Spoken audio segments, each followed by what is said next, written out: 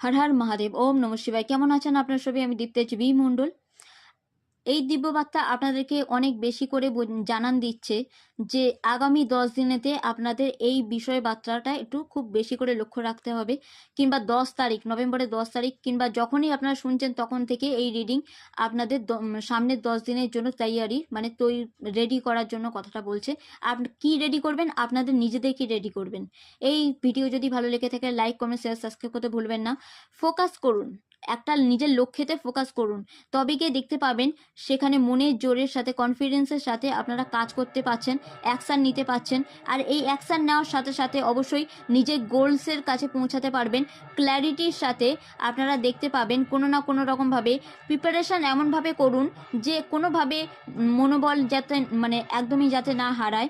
আপনাদের লক্ষ্যে পৌঁছানোর জন্য যতটা মনোবল দরকার, শারীরিক বল দরকার, সবটাই যাতে আপনারা কাজে লাগিয়ে নিজেদের ফোকাসটাকে অ্যাচিভ করতে পারেন, নিজের গোল ফোকাসটাকে ঠিক রেখে গোলসকে অ্যাচিভ করতে পারেন।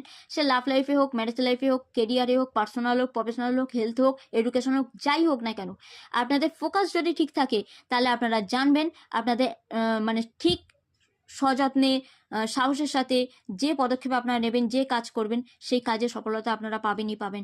ক্ল্যারিটি আসছে, তাই ধোঁয়াশা কুয়াশা কেটে গিয়ে আপনারা আপনাদের লক্ষ্যে পৌঁছাতে পারবেন। God bless us and Durga Durga Durga.